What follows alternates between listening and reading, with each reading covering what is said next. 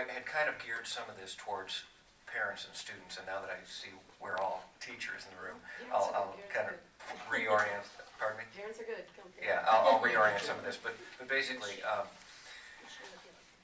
I wanted to just say a few basic things about helping students prepare, helping students make this decision, because the decision itself to go into the field of music is really a big decision, and different people come to it in different ways. You know the old saying, "You don't choose music; music chooses you," and I think that's we've heard it many times, but it's really true that if a student belongs in music and is destined for a career in music, then that's going to happen, and there's nothing that's going to stop it. I took kind of a circuitous route myself. I went to Michigan State as a freshman in biochemistry, but I had been very deeply involved in my high school band program, orchestra. I was a trumpet player for many years, and I just could not stay away from the music building. I mean, I was playing in all the ensembles. I was at Michigan State, and so I finally got to my senior year in biochemistry because I liked that, and I was doing well, and finally just decided if I didn't do this, I was going to regret it for the rest of my life. So I finished my biochemistry degree, stayed a couple more years, did the music ed degree, and then, of course, went into music as a career. Best decision I ever made, and I was lucky enough, and sometimes I think we forget how important parents are in these decisions. I was lucky because my parents told me years later, they said, "Brad, we always knew you would end up in music, but we wanted you to make that decision for yourself." So, I was lucky enough to have parents who were very supportive. They obviously, the student has the passion and the drive to do all this.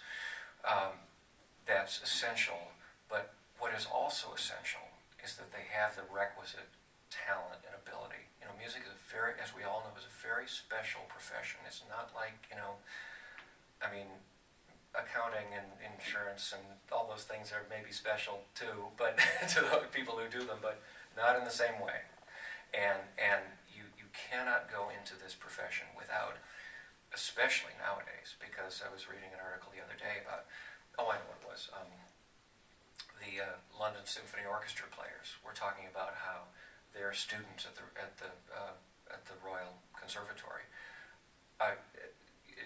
they say it's frightening how good they are, and they get better all the time, and those people are going to have their jobs, and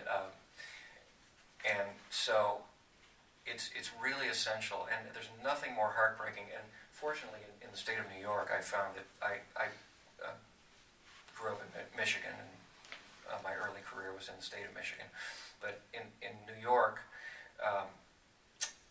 it's really great to see public school teachers with real awareness of what it takes to go into music. That's not always the case, and occasionally, more than maybe a couple times a year, we'll have a student show up for an audition from another state who, unfortunately, is just completely out of their element. I mean, really plays at a very low level, really should not be auditioning anywhere to be a music major. And invariably, that's not the student's fault. It's almost always the fault of a public school teacher who just, through poor training or poor judgment or whatever, said, "Oh yeah, you can have a career in music, go for it." And sometimes it's not right. So, you all are, I'm sure, telling your students the right things, but it's important, I think, that students get good advice from the right people. Okay, so I'll skip over some of this, but let me start talking now just briefly about, and to reinforce some of the things that Jim said, but maybe from the perspective of someone who's hearing these auditions on a yearly basis. I think there are several things that we're looking for, of course, and the most basic of those are the fundamental elements of music making and of playing an instrument or singing. And that is, of course, tone production, characteristic tone production. And I think it's really important to encourage our students at the beginning at the junior high school level, middle school, high school level, and we do this at SU, to encourage our students to listen to great playing and great singing. Because the way to develop an ear for a characteristic clarinet sound, or a characteristic vocal sound, is to listen to great players and singers, and to really learn the repertoire in their instrument or voice. So we're listening for tone production, good time, the ability to play, or to as Jim was saying, to internalize pulse, subdivision, all of those things. I mean, there's really no substitute for rhythmic accuracy. And in an audition setting, that's a real glaring problem, rhythmic inaccuracy. So those two things. And of course, and most schools will want to hear something from the standard solo repertoire, of course, or orchestral excerpts, or one or more etudes of technical lyrical passages. And so basically we want to hear some fast lyrical, technical playing, and some lyrical playing drawn from those sources. Dan will talk more about this, I'm sure, but and Matthew as well. But there at almost every school there are two decisions that are made, as most of you know. And at Syracuse University, they're entirely separate decisions. SU is a fairly difficult school to get into academically, and the student must be admitted by the university, by the admissions office, academically, and then must pass their audition in the School of Music. Both those decisions are arrived at separately, and both must be positive for the student to come as a music major. And I think that's good. I really strongly believe that even though it's, especially for students going into performance, it's almost essential these days, that because there's so much talent out there.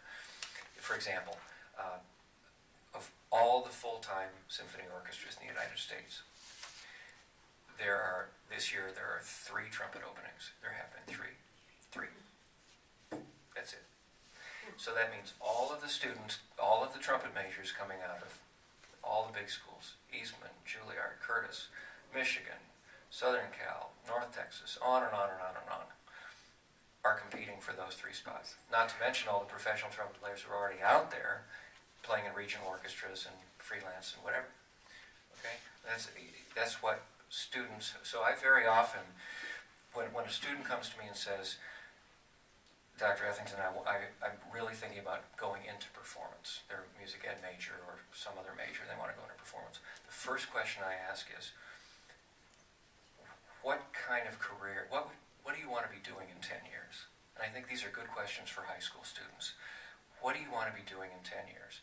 Because the things they need to do when they start to identify schools to apply to, they need to first of all find, my little handout here, if you got it on the way in, is just a very selected list of possible careers in music. There are many, we could add many, many more to it. But if you look at music business, for example, and it continues on the back, the music world has become more and more diverse over the decades.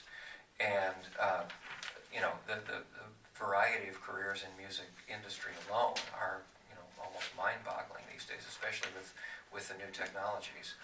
And so it's important that students identify, first of all, if they're going into performance, I think it's really important that they identify, find a teacher that who they feel is going to be a good fit.